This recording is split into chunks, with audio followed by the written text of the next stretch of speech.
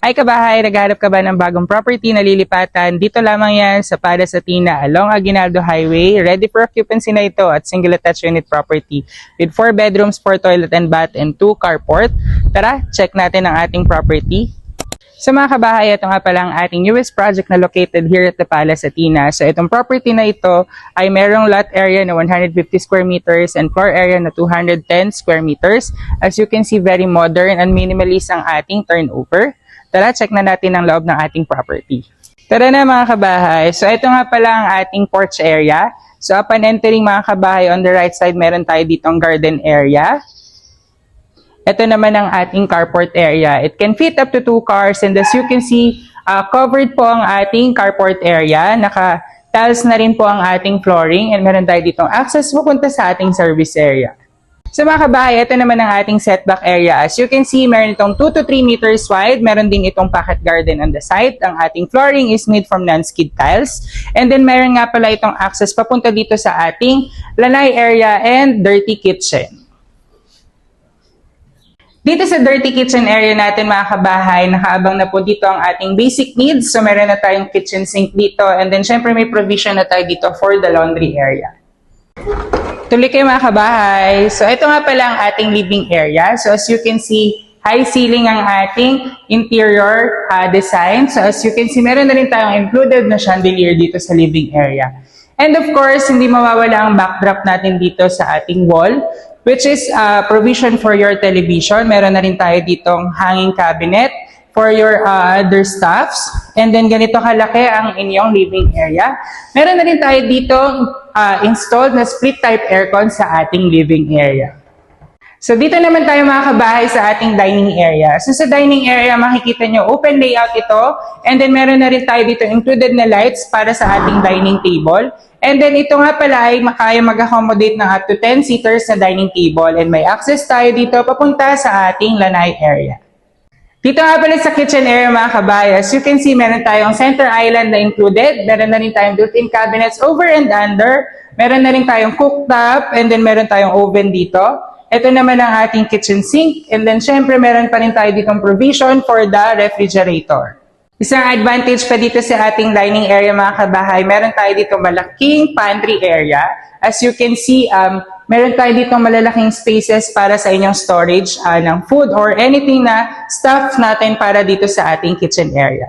Alam mo ba kabahay na merong 1 bedroom dito sa ating ground floor, and ang good thing malaki itong bedroom na ito, pwede ito sa mga senior citizen. May provision na rin ditong window type aircon, and ang good thing kasama sa turnover itong mga built-in cabinets dito, and then syempre meron tayo ditong vanity area on the side.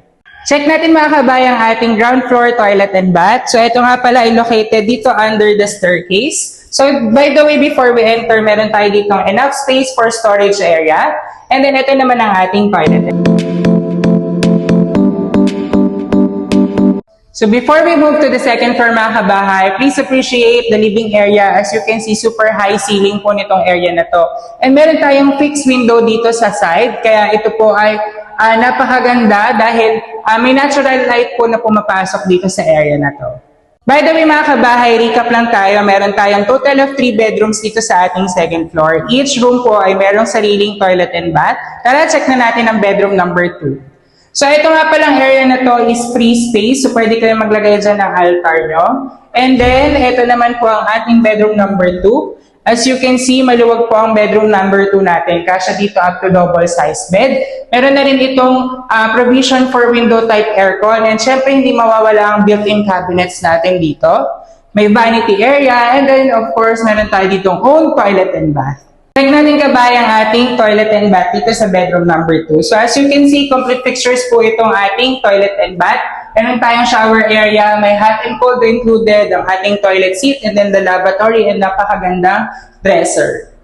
Bedroom number 3 mga kabahay. So same as bedroom number 2 mga kabahay, ang na-different lang dito is yung ating layout.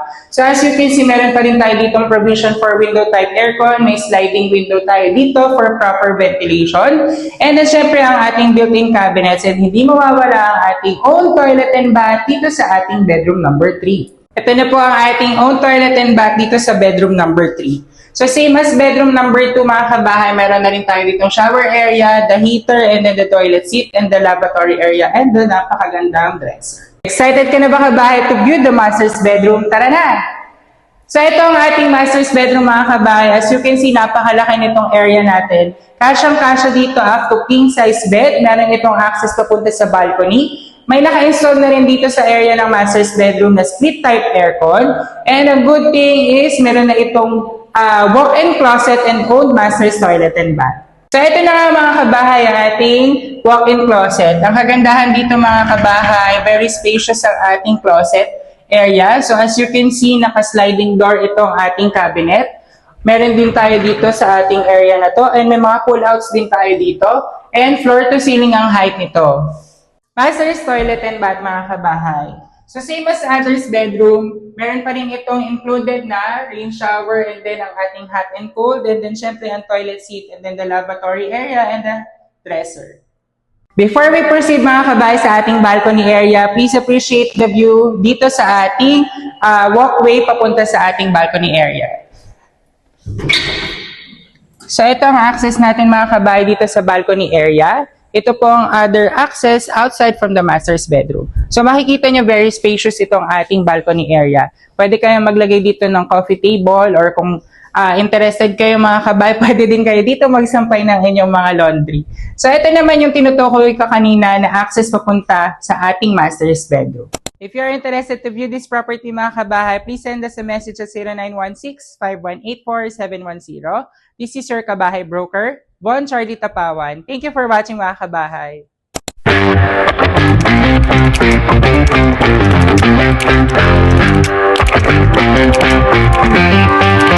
Thank you.